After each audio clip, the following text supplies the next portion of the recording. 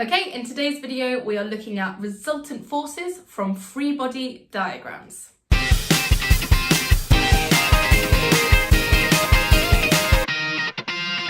So we know that the motion of stuff depends on the forces that are acting on objects. And in particular, it depends whether your object has a resultant force acting on it or not. If you're not familiar with Newton's first and second law, I would recommend watching that video before this one.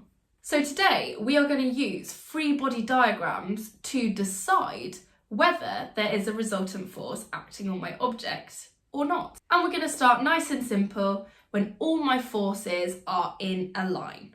For example, I have a car travelling at 30 meters per second along a motorway.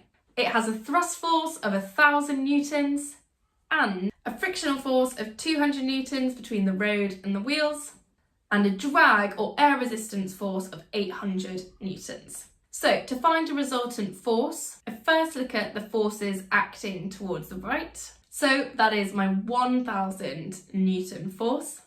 And then I take away my forces acting to the left. 200 newtons plus my 800 newtons is a total of 1,000 newtons acting to the left. So 1,000 minus 1,000 equals 0, or no resultant force. Since there's no resultant force with my car, it will just continue at that constant velocity. Okay, example 2 of forces acting in a line, we have a skydiver.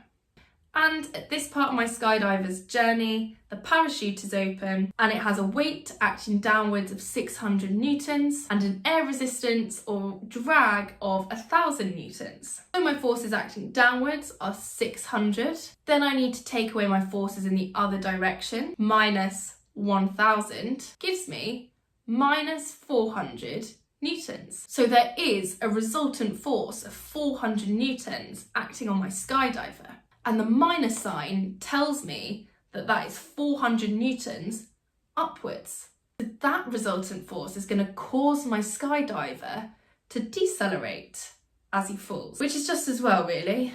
Okay, what about some examples of forces when they are not acting in a line? For example, there is an object here. It has a force pulling it upwards of 4 newtons. And a force pulling it to the right of 3 newtons. So I need a sensible scale for my scale diagram, and I'm just going to use 1 centimetre is equal to 1 newton. And then I need to follow through the following steps. Step 1, pick one of your forces acting on the object. So I'm going to choose the 3 newton force. I draw that force and my diagram. So I make sure it's going off to the right and it is 3 centimetres long. Step 2, take the other force and draw it at the arrowhead of the 3 newton force that I've just drawn. Okay, make sure that that line is 4 centimetres long. And once I've drawn all my forces, I go back to my starting point on my diagram and draw a dotted line up to the final arrowhead, which was my 4 newton arrow. I then get my ruler out and measure the length of that line. I should find that that line is 5 centimetres, and I know from my scale that that is 5 newtons. I can find the direction of that line by measuring that angle with the protractor. Is 53 degrees. Okay, and one more example, this time with 3 forces.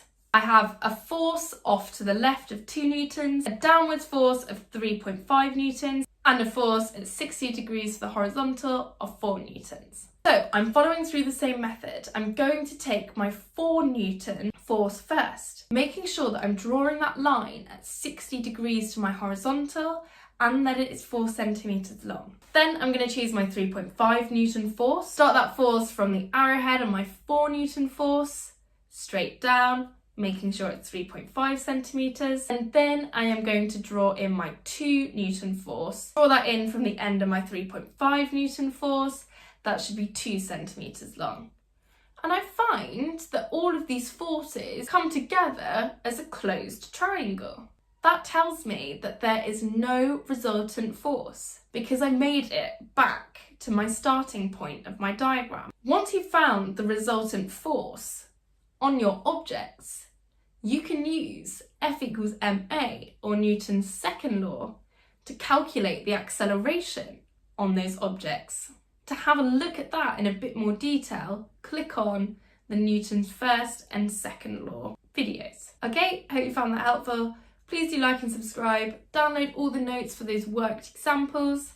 Thanks for watching.